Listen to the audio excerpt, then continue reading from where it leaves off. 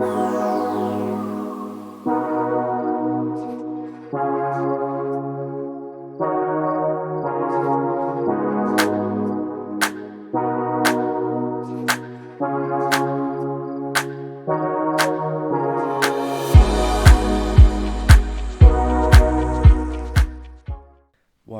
back to You're Having a Draft with me, Adam Stride, and me, Sam Lance. Yeah, here he is. We're here, episode 4. We made it. We're coming up to a month in operation now. What a month it's been as well. Quite a journey. Covered a lot, haven't we, in the first month? Absolutely. Our 1 month anniversary. I'm looking forward to whatever gift you plan to get me for that big occasion. You're in for a treat, sir. Yeah, hell of a month that we've had. It couldn't have been possible without you guys who are listening to us week in, week out. We've had some unbelievable feedback recently. It's a bit surreal, isn't it? It's a bit surreal that we spoke about this so long ago, and we were thinking, you know what? Even if no one listens to it, not like we didn't expect much, did we? But to have people genuinely excited for a Friday morning when this drops to watch it in their car, listen in their car, to listen while they're at work, on their commute to work on a Friday. It's just unreal. It's cool. And yeah, you just thank you so much for all of the cool feedback we were getting from you guys. As always, good or bad, drop us a comment or slide in our DMs or whatever you need to do. Yeah, we loving the support, guys, and yeah, keep it coming. So episode 3, huge success in terms of numbers, in terms of feedback. It's been our best one out of the 3 so far. You guys absolutely loved it, and we can see why. We put a lot of effort into it. We very passionate about Lord of the Rings, about Harry Potter. So yeah, it was very good fun. If you haven't seen it yet, go over to YouTube, watch it. We'd definitely recommend YouTube for this episode. The visual effects on the YouTube video are top tier, produced by our creative director Sam Lance. So go and check it out. It is so funny. I definitely think it adds to the entertainment value of the episodes. We did throw a little challenge out for our statman Ben Bertram, on how far it was that Frodo walked from the Shire to Mordor, and he delivered. He delivered, didn't he? It is a bloody long way. It's a bloody long way. So according to our illustrious Ben Bertram statman, so Frodo would have Frodo. Oh dear, Frodo would have walked 1,779 miles, and during which time he would have done 3,558,000 steps. And that's for a normal man. That's a normal man. So we're probably going to be doubling that for Frodo. So what? 7 mil, just over 7 mil steps. Probably for Frodo. Yeah. For Frodo. He earned his stripes. He did. Yeah, episode 3, we got it locked in. We ended up with 22 votes. Yeah. 19 for me, 3 for Stride. Yeah, not ideal. And one of those votes was me as well. So, so yeah, landslide victory there. It was good. 2-1 in the series, but still all to play for. Fantastic episode coming up for you today. What we got at episode 4? We have got an absolute treat for you. We're going to be talking about films and cinema this week. First of all, we're going to be heading into our top 5 film franchises, which are the most profitable. And then we're going to head into our draft top 5 greatest comedy film of all time, which, if anyone who knows us, we absolutely love our comedy films. Half of our dialogue is full of quotes from comedy films. It's mental. So, yeah. I'm looking forward to this one. Very much looking forward to it. Before we get into all that stuff, Crouchfest. Just come back from Crouchfest, haven't we? Shout out to Peter Crouch and the notorious SID and Barbecue C as well. So it was a banger, wasn't it? It was really, really good fun, and it's nice to remember it this time. Yeah, there's not many of us do from the last time. Yeah, perhaps the most controversial part of Crouchfest was Wayne Lineker. Ooh. Wayne Lineker was brought to come out and just do a little interview in terms of the Ocean Beach Club vibe, and Peter Crouch, in some weird fantasy land, thought that was going to be a good idea. It's never going to be a good idea. Yeah. Ever. I just don't get the thought behind it. You've got a load of drunk football fans, essentially, which makes up a majority, right? Not just exclusive to football fans, but naturally it's going to be a lot of football fans. You bring Wayne Lineker out onto the stage, sitting down, and 12,000 people just start shouting pedo at him. Pedo. Whether he got paid or not, who knows? Even if he did, right? Imagine getting paid to go on stage at a famous podcast or a famous show and just 12,000 people shouting pedo at you after he said, 10 words max? Yeah, I think he just said that his favourite Ocean Beach Club guest was Jack Grealish. It had to be Jack Grealish. I love Jack Grealish. Pedo. Yeah, awkward. It was brilliant, but the actual it was great. Tom Grennan was fantastic. Rudimental at the end as well, fantastic, really good. Was good actually. Yeah. Good performance from them. We had a lot of interactions with other fellow podcast lovers that were at the Peter Crouch Fest for it, and naturally falls into the conversation of this podcast and the fact that we started one as well. Past the pod, as Stride was very active for. We got a few new followers, so if you're watching today from Crouchfest, welcome. One bit that did stick with me though, straight off the bat, was the guy at the bar who when we tried to describe the podcast to him, it wasn't the hardest thing to do, explaining the pod, but that's the first time we've probably had that request, hasn't it, outside of our friend group, and it got us thinking, because the question was, what is your USP, what separates you from the rest, right? So as you guys know, this is very much a pub chat style podcast, right, between two mates, but I guess the twist that sets us apart is we bring our own version of an American sports draft and apply it to random topics based on each week's theme, right? So as far as we're aware, this hasn't been done in podcast form. We've seen it on certain TikToks, a lot shorter versions, but in terms of a podcast form, we haven't seen it before. So each week we have a bit of a friendly battle. We select our top 5 picks for that chosen topic, whether it's best athlete, whether it's the ultimate dessert, whether it's a fantasy 11-a-side football team.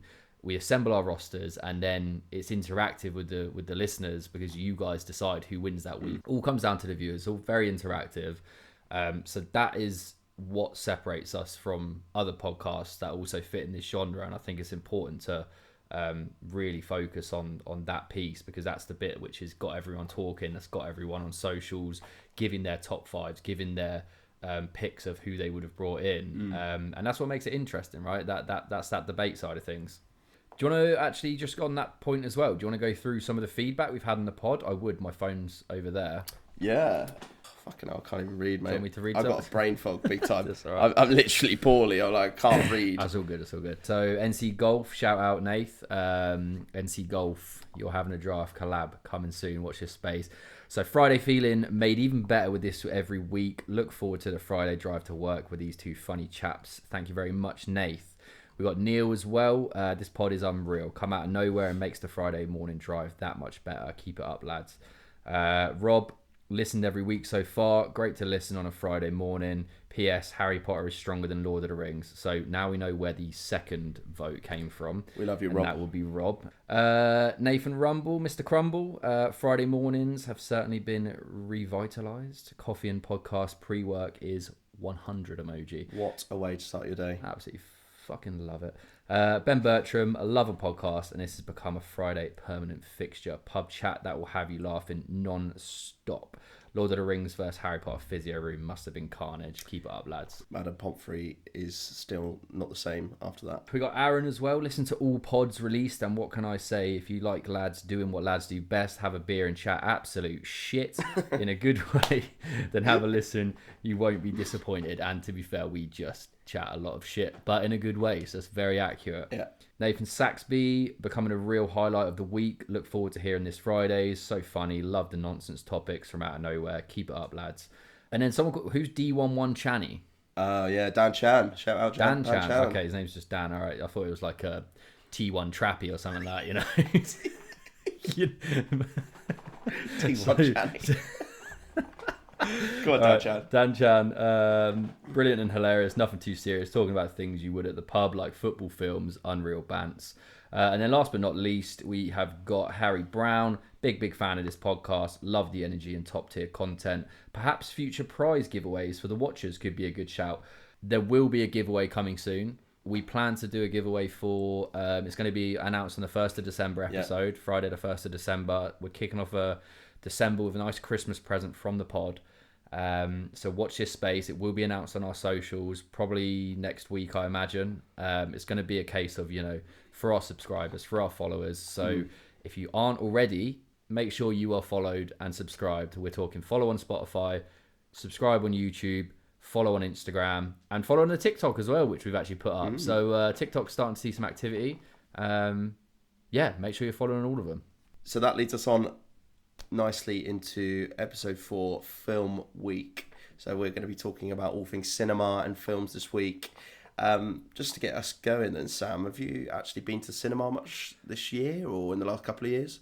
Do you know what? Not loads this year, but do you remember when me and Soph used to live Whiteley Way?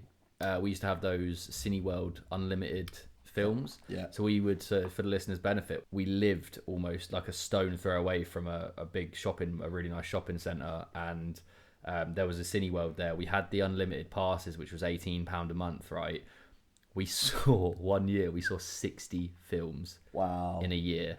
If we were sat at home, instead of watching a film at home, like on the TV, and one that we've already watched, we'd just quickly load up the cinema app, see what's on there, and then just go pop over to cinema because it's just a short walk. Perfect. Get yourself a Pepsi Max, some sweets and stuff, and head over to the cinema, empty cinema half the time, watch the film, and come back. So we saw literally more than one a week across that year. But this year, not as much. We've seen a few. I think the standout films to me this year were Spider-Man Across the Spider-Verse. As you know, I'm an absolute massive Marvel nerd. And then obviously the one we saw, which was Oppenheimer. Yeah. I've seen that twice. Have you? Yeah. It's amazing though, wasn't it? It was incredible. I've never been so gripped by a film with such little action. Do you know what I mean? It was just so much dialogue. But I think me and you were the same when we went to watch it. We went and saw it together, obviously, and we were both just gripped. We were literally like... Yeah, I was gripping you. He was gripping me. I was gripping him. We were both gripped by the film. Yeah, everyone was gripping. Everyone's gripping. When you went to the cinema both times, did you go and buy yourself some popcorn from the confectionery stands? No. Oh, and why? I'm not that rich. Okay, I'm not rich like that, No, it's... we usually go and get like a little a Pepsi Max, a bottle of Pepsi Max and stuff, and maybe get some popcorn or something, but... Gee, like, it's a hefty price. Imagine like a family though. If you're a family of 4 or a family of 5, whatever, going getting 4 tickets plus 4 drinks, and let's just say 2 big popcorns or something to share between the family. That's a big day out. That's a big cost. It's huge, and I've actually prepared in terms of the cost for some of the confectionery items. The most popular ones I've gone for. So I've got 4 for you here. I've got the large popcorn. Yep. I've got the hot dog. Mm-hmm. I've got a soft fizzy drink. Okay. So a 7-Up, Pepsi, whatever, and some nachos. I've taken an average across Cineworld, Odeon, and The View as well. So brought it all together. Yeah. Prepared some average prices for you, but we're going to go through and just play a quick game of higher or lower. Okay. I like it. So we'll start off with the large popcorn.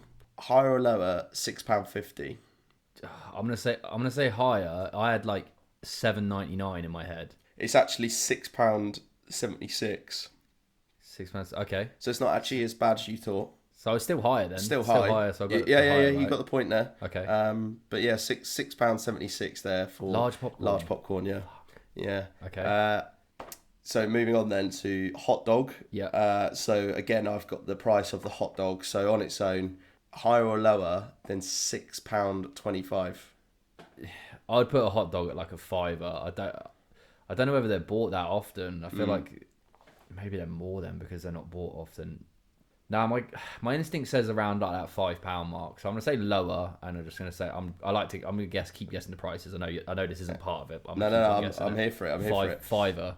Okay, so I asked you higher or lower, £6.25. It's actually higher, so it's £6.35 for a hot dog. £6.35 nuts, for a isn't it? hot dog. That's really? nuts. have to pay extra for the ketchup. Yeah, it's £1 a squirt. Bloody hell. Hopefully you're not a squirter. You'll be racking up the bills. Right, on to soft fizzy drinks. So Okay. Pepsi, 7-Up, blah, blah, blah. Large? Medium? It's a large. Large one. Okay. We're all large here, mate. Yeah, Come on. okay. Come on, son. Higher or lower than £4.50?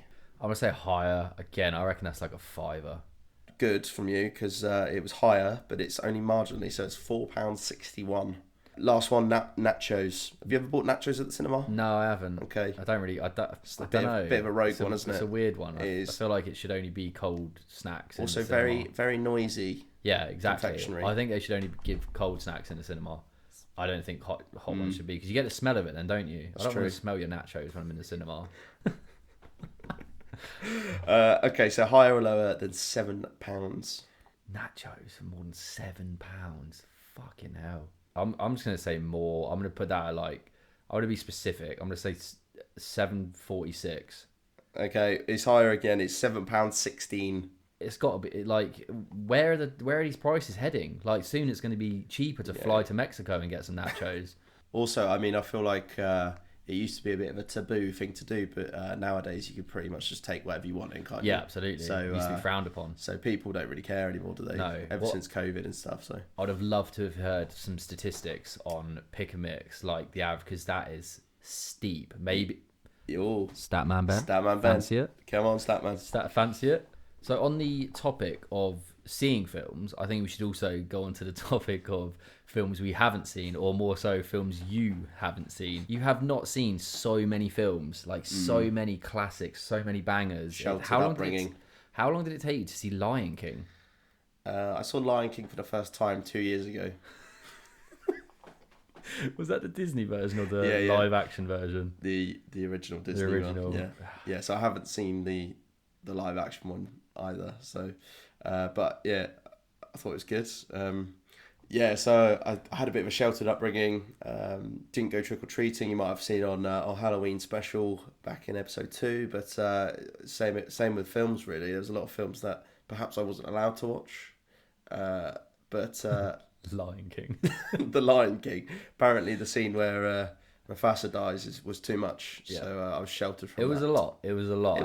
Yeah. But I've seen a lot. But there's probably going to be some that you're going to reel off shortly. That it's going to be pretty outrageous. I haven't seen them. What I would like to do is I'm going to give you a film, and I want you to tell me the plot of that film in just 1 or 2 sentences. Okay. Okay. So let's start easy. Okay. Star Wars: A New Hope. Technically, it was the first Star Wars released, but it's actually like 4th in the franchise. It's a weird one how they did it. That's very weird. What's it about? It's about basically we've found a new Earth as a race, and we've got a new hope because we're about to run out of all of our natural resources. So we've got a new hope, and we head into the stars where there's a war. So there's a big war in the stars. But we overcome that, and we end up at our new planet. Okay, Star Wars: New Hope, ladies and gentlemen. Would you go and watch that film? Would I go and watch The War in the Stars? I mean, you'd hope I would. It would be a New Hope. Oh, absolutely, I'd go see that. Yeah. All right, next one then. Doctor Strange: Multiverse of Madness. Doctor Strange sounds a bit like a paedophile. He's like, visit the doctor. Oh, he was a bit strange. He said, bend over and I'll give you a prostate exam. And I was a female. I haven't even got a prostate. It sounds a bit like that, to be honest. Oh, my God. What? Hang on. What? Doctor Strange, Multiverse of Madness. It's about a prolific paedophile.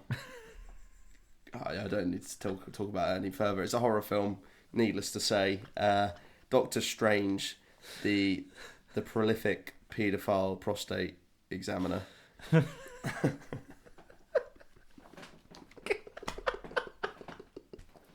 Again, sorry for my Marvel fans. That's a Marvel film.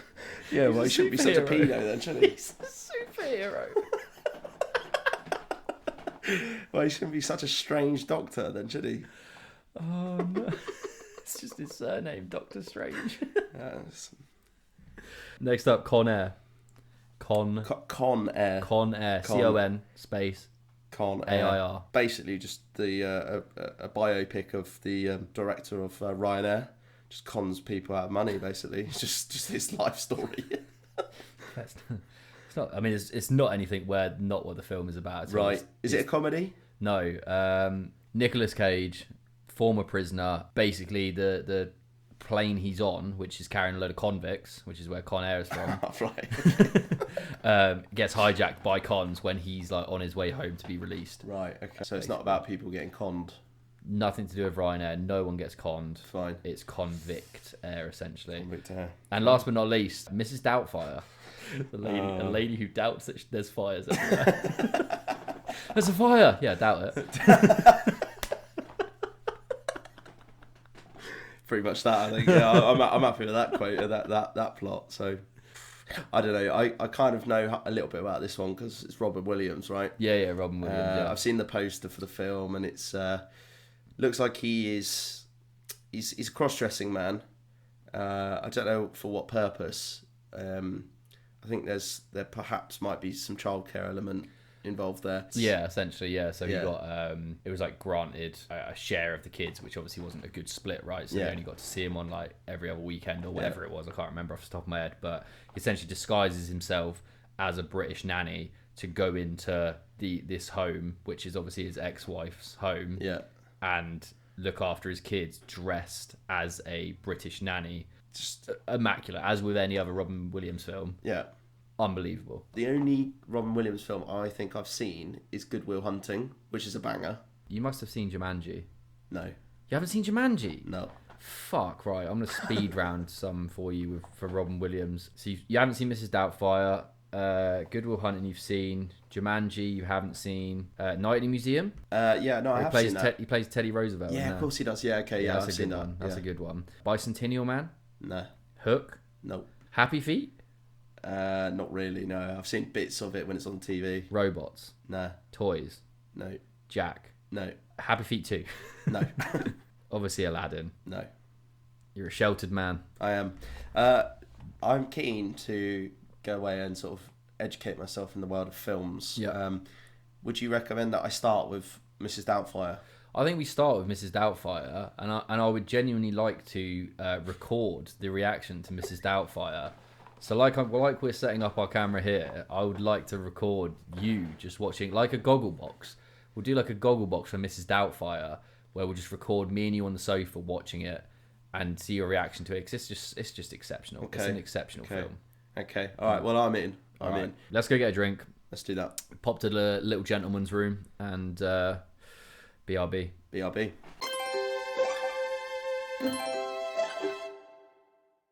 Right, welcome back. We are rehydrated. We have a refill on the old beer. Strides out a couple of slices of pizza. And we're fucking ready. Nourished. And we're just ready for this. We're ready for 2. So, straight into it. Let's get it. Yeah. Highest grossing film franchises of all time. It's the top 5. Play along at home. We know you love to. Make sure you put your comments of your top 5. Pause it here as well and put your top 5 in, because I think this could be an interesting one. What did you go for? Right. Okay, so as a top 5, I went at number 1, I went with the Marvel Cinematic Universe. Am I reading that right? MCU? Yeah, MCU. Nice. Yeah. So number 2, I went in with Disney. I just feel like there's so many films going back probably 50 years, 70 years even. Surely over that time they've accumulated some wealth there. So number 2, Disney. Number 3, Star Wars. Again, haven't seen it, but I just feel like been a lot of films over the last 50 years. It's probably quite a profitable film franchise. Mm-hmm. And then into number 4 and 5. Number 4, I've gone with Middle-earth franchise. Okay. And within that, I've included the Hobbit films. Yeah, of course, yeah. That gets given. And then number 5, Wizarding World. Yeah, so okay. Harry Potter, Fantastic Beasts. So yeah, that's my 5, mate. The only thing I think with Disney is I think it's too many sub-franchises. I think it's too many sub-franchises to be put in top 5, which is why I didn't go with it. Cause you mean Pixar? So you got Disney, you got Pixar, you got all the Disney live-action things. You've even got things like Star Wars now, which is Disney. You've got things like Marvel and stuff. As part of it is Disney now. Yeah. So anything that goes on Disney Plus, it's just so many sub franchises under that. So I don't know whether it's included as a Disney. I think you would only get away with, say, the Disney animated series, the Disney Pixar, the Disney live action. You know what I mean? So probably for my pick there, I've probably gone with Disney animation films. Disney animation, Probably, okay. yeah. Okay, my top 5 MCU number 1. It's. I said to you, it will genuinely blow everything else out of the water. The money that makes is just a disgrace. It's so lucrative. Second place, I've gone Star Wars. Third place, James Bond.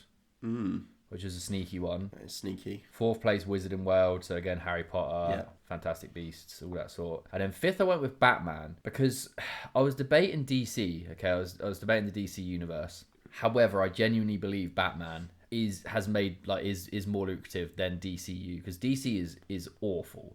The films they've dropped are stinkers, absolute stinkers. They try to keep up with Marvel. They don't do it very well. They never have done. But you've got Batman. You've got all the old school ones, like the Batman and Robin and stuff like that. When Arnold Schwarzenegger was in it for really, Wow. And then obviously you've got the Dark Knight trilogy, which arguably one of the best trilogies of all time. Heath Ledger in that. Absolutely exceptional. All of those kind of films. I think those Batman would come higher than DC. Other mentions as well, which concern me or make me a bit nervous: Fast and Furious, Jurassic Park. Transformers, and obviously DC as well. So DC Universe. Again, I haven't seen either of these, but I know how big they are. It's the Terminator series. And Indiana Jones films. Have you seen either of those? I've seen all of them. But yeah, it'd be interesting to see where they rank in the top 10. We got the results. Nice. This week's results given to us by Sophie Lance. Love you, Sophie. What a babe. In at number 10 at 6 billion. 6 billies. It's got to be Bill. Yeah, that's Bill. X-Men. I haven't seen any of those. I know you haven't. That was 6.0 Bill. Okay, right. This one's 6.7 Bill at number 9. DC Extended Universe. So DCU, that I was saying about. 8 Batman. Oof. Again, that's 6.9 though. 6.9. So higher than DC. 7, we got Fast and Furious. 7.3 Bill. Okay. 6 is the Avengers, which is 7.7 Bill, and just for you, it's not. So Avengers will be the 4 Avengers films that are out. So it's the characters from the MCU, but the Avengers is so confusing. Yeah, I know it is. Yeah. Confusing. Number 5, James Bond. Oh, fuck's sake! You were gonna have James Bond as well, weren't you? I talked myself out of it. And I do this every week. 7.8 Bill. Do you know what the funny thing is? I don't think I was thinking of James Bond until you mentioned it at Crouchfest.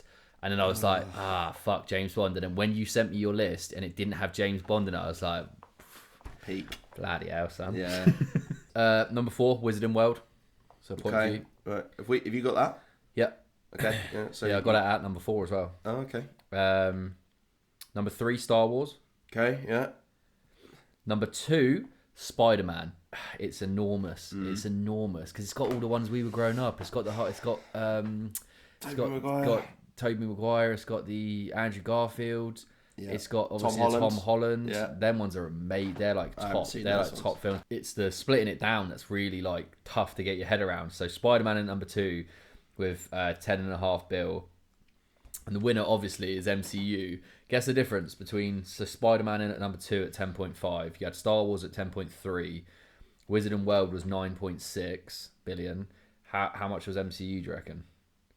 20. 29.6 billion. So almost 3 times more than second place. See, for me, because I'm not immersed in the Marvel world, that's actually mental. Yeah. So Disney nowhere near the top 10. Disney not in the top 10, and I think surprising. that's because of the sub genres. I think that's probably what's done it there. Interesting one. So what do you get? You got Wizarding, you got Star Wars, you got MCU. I got MCU, Star Wars, Wizard and World, James Bond. 4. I'm surprised. Yeah, you took the winner again.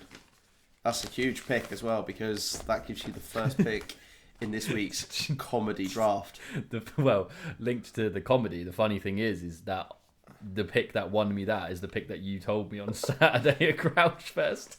I didn't even think of. This is my problem. James Bond. I keep talking myself out of these things. Yeah.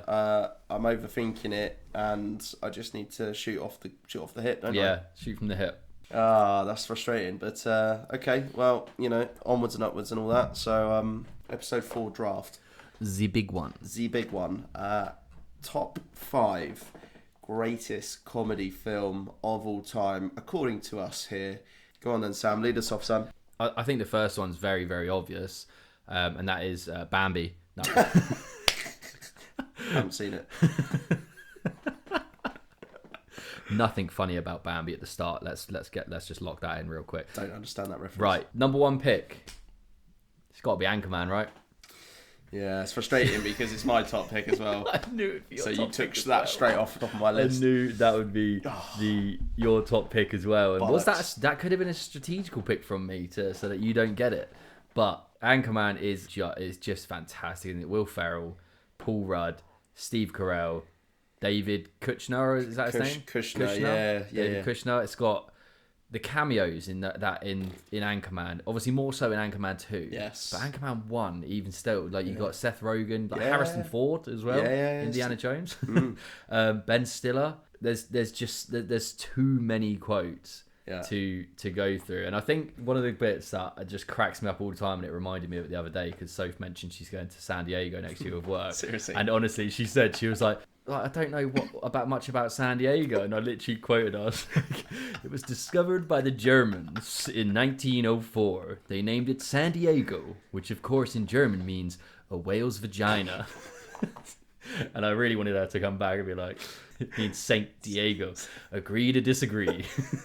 Just so good, isn't it? Just What exceptional, mate. Like, what else you got? Go on, give me some quotes because I know this is your number 1. The Sex Panther scene is so funny. It tickles me every time. They've done studies, 60% of the time it works every time. It smells like pure gasoline. Mate, honestly, Anchorman is just fucking exceptional. Yeah. Like, no, I'll be interested to see if you got the second one and the rest of your picks. Actually, I took the first, but we'll get into that. But I've got one question for you before we move on. Go on then. Hey Sam, what's it like to be in love? Really doing this. Well, it's quite simple, Stripe. Gonna find my baby, gonna hold her tight, gonna get some afternoon delight. My motto's always been when it's right, why wait until the middle of a cold dark night when everything's a little clearer in the night of day. And we know the night is always gonna be there anyway. Thinking of you's working up my appetite, working forward for a little afternoon delight. Rubbing sticks and stones together made the stars ignite, and the thought of loving you is getting so excited. Sky rockets in flight, boo! Afternoon delight, boo! Afternoon delight. I don't know, Ron. That sounds kind of crazy. Sounds like you've got mental problems, man. Oh my god. Anyone as a big Anchorman fan, anyone knows as soon as that start gets going, then you need to continue with it. So that's correct. Right, locked in, Anchorman. Number one. Oh, that's so tough. You've taken away my number 1 pick there, Sam. So that leads me on to my second pick. In at number 1, I am going to have to go with Step Brothers. Mm-hmm.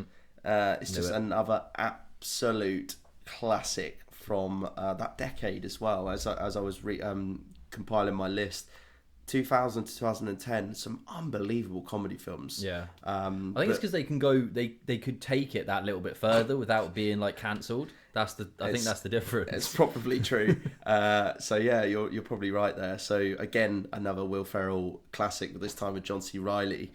And there's a cameo from a guy called Rob Riggle in this film. Yeah. He's the POW guy. Just basically shouts "pow" in Will Ferrell's face. Pow, pow. What are you saying? Are you saying pow, pow? I'm gonna eat your dick like Kobayashi. Seen him do it. Literally seen him eat a man's dick. It was international waters, so he couldn't prosecute. So yeah, it's just incredibly funny film, really. 2008 it was released. Perhaps we are a little bit like Prestige Worldwide in some ways, but the pitch that they do at Derek's birthday, where they literally just like Prestige Worldwide, wide. The first word in entertainment. It's so funny. It's so funny. They go through a number of things, don't they? Management's financial portfolios. Last week we put liquid paper on a bee and it died. I mean, yeah, part of that scene as well was obviously the infamous Boats and Hoes, which is arguably one of the greatest songs of all time. We'll save that for Music Week, but the Nina, the Pinta, the Santa Maria. I'll do you in the bottom while you're drinking sangria. Brennan. Nachos, lemon heads, my dad's boat.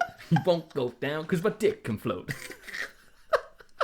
It's outrageous, isn't it? It's just unbelievable. What else? Tell me it's catch without the crabs. We're almost out of gas, so call the Arabs. Who's stirring the boat? Did you know though, right? So fun fact. Will Ferrell and John C. Reilly are both. So Will Ferrell's singing.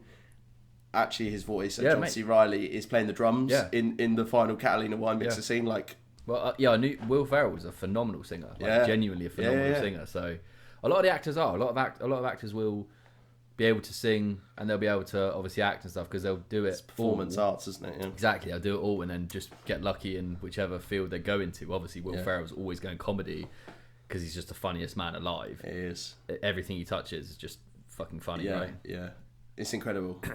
Very clever man. But yeah, locked in number one. Step Brothers. Worldwide. I knew you were going to take Step Brothers as number two. Our initial two, probably the three as well. This is probably on yours as a third as well. So my second pick is The Other Guys. Will Ferrell again, obviously. Mark Wahlberg. For me, I fucking love Mark Wahlberg in comedy films because he's like that stocky muscle dude that you don't expect to be funny, and he's almost just so it's so natural for him to be a funny character. It's got some, The Rock's got Samuel L. Jackson in at the start, which is just exceptional when they aim for the bushes. It's my favourite scene by far. Aim for the bushes. Special Forces zip wire. These guys are pros. It's just so ridiculous. It's not. When you saw it for the first time and it just continued going and you were just like, what is this smack right into the floor? But you've got over the top of that playing My Hero by Foo Fighters, and there's not a single bush in sight as well. It's the middle of New York City, isn't it? Aim for the bushes. You think of what I'm thinking? Aim for the bushes. Aim for the bushes. Aim for the bushes. Honestly, Eva Mendes, obviously, as well as Sheila. Good night, Alan. Good night, Sheila. Go back inside, Alan. I'll tell you what, a bit I actually really like as well is the captain plays in Captain Gene. Michael Keaton as Captain Gene when he just keeps on unintentionally keeps on doing TLC quotes. You got to creep. Fellas, don't go chasing wildfires. So good. Honestly, I think genuinely one of my favourite scenes ever is the lion and the tuna. It's all improv that as well, by the way. Is it actually? Yeah. Will Ferrell improv that whole thing. No, he didn't. Yeah, he did. Fuck that. Imagine Mark Wahlberg just being like, "How are you doing that?" Yeah. Like, and to keep a straight face as well. There's probably a reason why they didn't cut to Mark Wahlberg in that entire thing. He was probably creasing. Yeah, he would have been. He was probably absolutely creasing. Oh, it's so funny. Another sort of good scenes in that as well is where they go to one of Alan's ex-girlfriend's house, and her name's called Christina.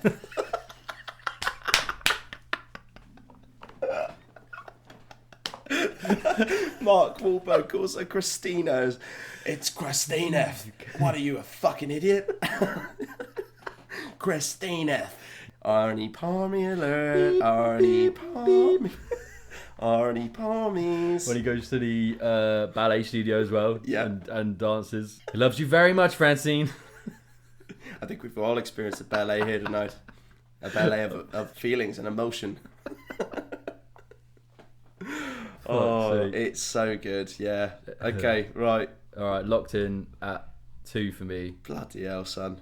Was that obviously your third pick? That was my third. Yeah, that was number 3 for me. Yeah. So. Okay, here we go then. Right, number 2. Straight in. Wedding Crashers. Fuck.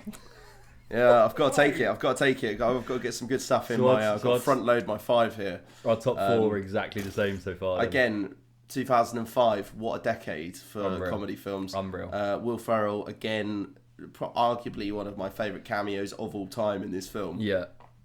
It's really weird because, like, you kind of watch the film, like, the first half of it, and then you watch Will Ferrell's cameo separately. It's like, is that even the same film? Yeah, honestly. It's completely wild. It's just incredible. Again, it's another one that we quote to each other very, very often. We've got Vince Vaughn, Owen Wilson, Isla Fisher, Borat's missus. Yeah. Rachel McAdams. No eggs. No eggs at all. Christopher Walken. But yeah, we've got some funny stuff going down. I think my favourite scene in this is where he's basically just been Owen Wilson's just been upstairs with the mum, and she's just basically made him feel her tits. Yeah. And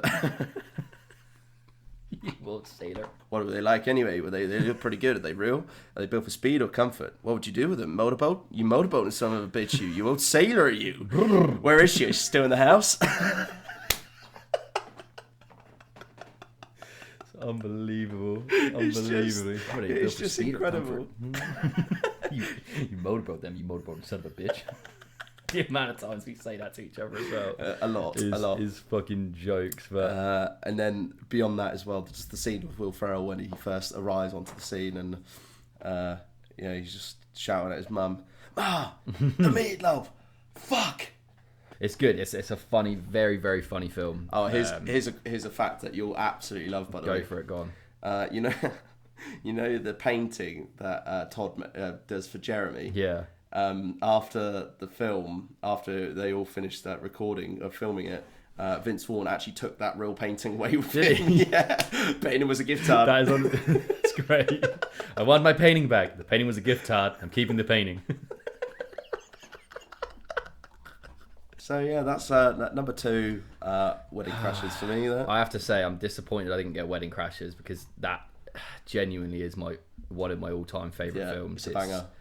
Next up for me, I think this is where it'll start getting interesting because I think this will be where we might not have the same ones now. So, right, number 3 for me is going to be 22 Jump Street. Ooh. 3 scenes that keep it for me, okay? Right at the start when they get into that kind of drug confrontation and Jonah Hill is speaking in a Spanish accent. And just before that scene started, you had, what's his name? Channing Tatum's character just say, like, we can't do accents, I can't do accents. And you got Jonah Hill reeling off this, like, Mexican, Spanishy kind of accent. And then he just brings in Channing Tatum's character. He's like, this is Jefe. Tell him about the story, Jefe. Great descriptive details. My name is Jeff. My name's Jeff. My name is Jeff. It's just When that came out, everyone was just going around, just, my name is Jeff. So good. The other bit, obviously, which is a banger, is where Schmitty, Schmitty, what's it called? Fucks the captain's daughter. Oh, yeah. Smith fucks the captain's daughter. We jump street. We about to jump in your ass. Riding the crack. Oh, mate, where he obviously he shags the captain's daughter and just don't wake up my dick. It flew in on a red eye. Hasn't gotten a wink of sleep. Gives him daps. And it turns out he shagged his daughter. And then I think my all-time favourite bit. Slam. Poetry. Yelling. Waving my hand. Specific point of view. Cynthia. Jesus died for our Cynthias. Jesus cried. Runaway bride. Julia Roberts. Julia Rob hurts. Cynthia, you're dead. Mic drop. Honestly, Oh, it's just it's absolutely fucking elite. I think it's better than 21. I do think it's better than 21. Okay. It's a close run thing. They're both so funny, those two together. And again, what you were saying earlier about Mark Wahlberg, quite a serious character normally. Channing Tatum, similar role. Yeah. Funny as hell. Who's the guy you mentioned from Step Brothers? I can't remember his name because he's in Rob Riggle. Yeah, mate. he's in 22 Jump Street as well, isn't he? He's so... Yeah, but in 22 Jump Street, basically, they're already in prison, Yeah, aren't they? they shot his dick off. They shot his dick off in the first one, didn't they? Yeah. It's the other young lad. It's the other young lad. Yeah. He's like in the back, just... Yeah, I'm his bitch. I'm his No. bitch. No, you're not. No, you're not. Yes, I am. So good. All right, 22 Jump Street locked in at 3 for me. So you got number 3, 22 Jump Street. Right. Okay. Moving on. My third pick is going to have to be Dodgeball, true underdog story. That was what I was debating between. Okay. Interesting. So again, 2004. What a decade. Ben Stiller, Vince Vaughn, Justin Long, aka Paul Best. For the listeners, we have a friend called Paul Best who is the sort of dead ringer of Justin Long. One of my favourite scenes in that film is actually when they're at the car wash. Yeah, we literally played it before. Literally, they're doing a charity car wash, and it's like, oh, we haven't had any customers all day apart from that one creepy guy who keeps paying Justin to clean his car. That's it, boy. Get in there, nice and deep, like. So good. Again, Ben Stiller, Vince Vaughn, yeah, it's great. Another banger. There's a few sneaky scenes in this, and I really enjoy them. So, Justin Long again features in these quite heavily, but it's like 0-0, my third chance. Woo! I'm not wearing any panties. That's unbelievable. That's so good. And then they're just about to play their first match against the girl group, the Girl Scouts. And then after that game, it's basically it's like, unfortunately, Troop 417, one of your players tested positive for 3 different types of anabolic steroids and a low-grade beaver tranquilizer. Oh man! God damn you, Bernies. So good. And then the bar scene when he's introducing the team. Yeah. We got Blade, Laser, Blazer, and my personal concierge Michelle and Fran. Yeah, mate. Can you pronounce that? Absolutely fucking not. Davinonski. Yeah, close enough. There you go, it's nailed it. On to 4. Yeah. He's thinking. I'm thinking. Number 4 for me is going to be super bad. There's not like huge scenes that make you think. It's just the small phrases, and there are so many. There are hundreds of small phrases. Like always cracks me up. They're on the football pitch, and he's just stood there in the middle of a football class. And, what the fuck, Seth? We're losing. He's like, calm down, Greg. It's just fucking soccer. And then fucking Jonah was like, yeah, when did you go piss your pants again? It's like the 4th grade. People don't forget. That's Dave Franco, wasn't it? Yeah, it's Dave Franco again. Where he fucking draws all the dicks in his folder. Such a weird scene. Fucking like, dick devil. So funny. When the police come into it and they take McLovin. Why did you choose McLovin? Muhammad is the most commonly used name in the earth. Read a book for once, ass face. It was between that and Muhammad. Have you seen that? He's like, McLovin. He's like, all right, number 1, you look like a future paedophile in this photo. Number 2, it doesn't even have a first name. It's just McLovin. 07, so we'd have been like that peak funny time where it was like 14, 15, when it was just so good. I just remember it in school. It was unbelievable. So yeah, mate. It was class. Super bad in for me. Number 4. Nice. So number 4 for me, I think I'm going to go with Happy Gilmore. Okay, interesting. Yeah. Have you seen it? Have I seen Happy Gilmore? Yeah. I'm surprised you have, to be honest, mate. Yeah, I have. So some of the scenes of this just like really tickle me. So there's an early scene in Happy Gilmore where his grandma is about to get her house repossessed, and she ends up in the care home with Ben Stiller. Yeah. And she goes, "Sir, can I trouble you for a warm glass of milk? It helps me go to sleep." I can trouble you for a warm glass of shut the hell up. "You will go to sleep, or I will put you to sleep." It's outrageous. I forgot about that cameo. "Check the name tag. You're in my world now, Grandma." So funny. It's so good. There's another scene in this. It's like probably a bit rogue, but he's basically new on the tour. He doesn't understand anything about golf etiquette, and his playing partner's about to tee off. And he just stands in front of him and goes, "Yeah, good luck, sir, good luck." And eventually the caller just basically says, "Oh, you need to get out of the way." And he just goes up to his scrawny little caddy and goes, "Where the fuck were you on that one, dipshit?" Even when we play golf now and someone misses a putt, it's a Happy Gilmore quote or something, isn't it? Yeah. Are you too good for your home? "Answer me. Suck my white ass, ball." It's underrated, I believe, so that goes in at number 4 for me. Okay. Oh, now number 5, because Happy Gilmore wasn't in my 10, so I've got a few. Yeah, that's opened up a few options for you. Yeah, it has. Yeah, I've got 3 left now. I'm going to go with a film for the 3 lady listeners that are out there. I think I know what you're doing. And I'm going to go with Bridesmaids. Yeah, nice. Which it was a groundbreaking like comedy, wasn't it? It was the first female-led, like full female, like R-rated comedy. It's so fucking funny. I don't know the name of the lady who does. I know obviously Melissa McCarthy's in there. I don't know the lead actress' name. No, I think it's Christina. No, Kristen Wiig. I think it is. So she's the main character is that Annie. And then obviously it's Maya Rudolph, who's in a lot of other funny stuff. A lot of stuff with Adam Sandler actually as well, isn't she? The person who plays like the best friend, the bride, Lillian. Yes. She's in a lot of Adam Sandler films.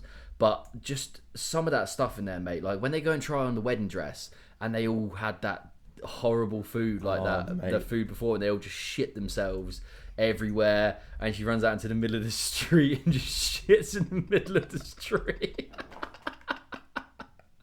The plane as well, the plane trip. Melissa McCarthy as well, when she takes like 9 dogs from the thing. She just rocks up, drives home, the car passed, and she's got like 9 dogs or 9 puppies.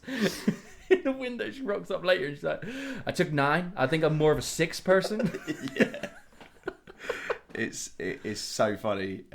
It was definitely one of my top 10. So I feel like it's an underrated one as well. So definitely is. Yeah, I'm gonna lock that in. Number 5 for me. Oh. Bridesmaids. Nice. Who's your last pick? I think what I'm gonna do is go with Team America. Durga, Muhammad Jihad. Durga, Allah, Sherpa, Muhammad Jihad. That's so unacceptable, by the way. So unacceptable these days. Again, 2004. Pretty much get away with anything back then. Honestly, that was so bad when you watch it back, though, isn't it? Oh yeah, you think about it. Yeah. But, well, basically, like they go through that whole scene where they basically like transform him into into an Arab man, and they stick a load of like hair clippings on his face. Yeah. Just like literally like pubes all over his face, and then wrap a towel around his head.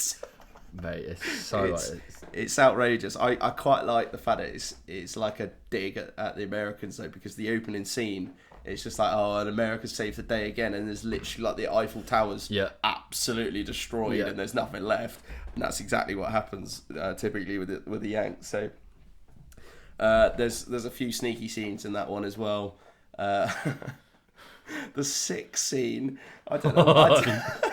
It's one of my favourite gifs. I don't know why. Same. But it literally just doesn't stop throwing up and then just like lays in it. Doesn't sound very funny, does it? Do the sign. It's me. What's he saying? Say, kiss me. Kiss me, smart ass motherfucker. And there we go. What a fifth pick. That's my 5. Boom.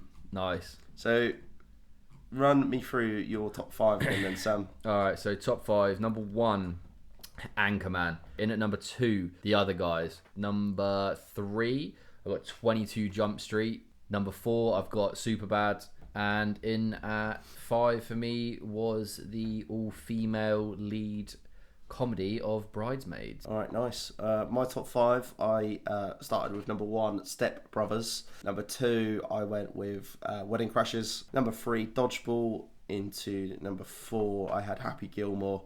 And finished it off with number 5, Team America. Actually, as we've been talking, if I had that choice again, I probably would have swapped out Team America for The Hangover. The only other ones I had in there, Grown Ups, and then another one I had was American Pie. Nice. I had Old School, but Talladega Nights as well, and another absolute banger from Will Ferrell and John C. Reilly. I was surprised you didn't go with that, to be honest. Yeah. I thought you'd have that in there. I thought it would definitely be top 10. Wasn't sure if it would be top 5 for you. Don't you put that on me, Ricky Bobby? I know you love that film. Yeah. It's a banger.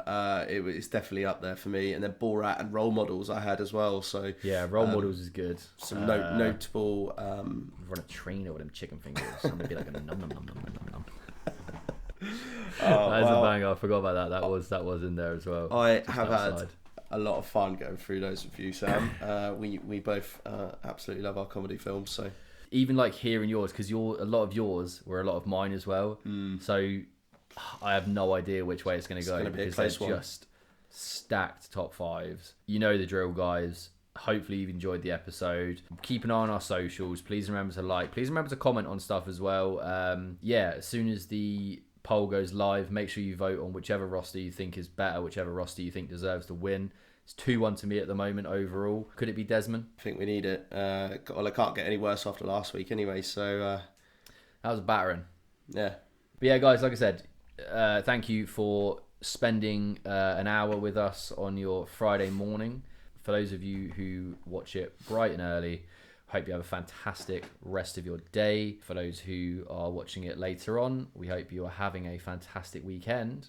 As we were saying earlier, keep an eye on the socials. We will be doing a giveaway this month in preparation for the start of Christmas, to celebrate that. I'm excited for the Christmas episodes. Oh, we've already got some good content lined up, haven't we? Very excited for the Christmas episodes. Pleasure as always. Thank you for joining us. And cheers to you, Sam. Until next week. Cheers, sir. Cheers, Stride. You're having a draft. You're having a draft.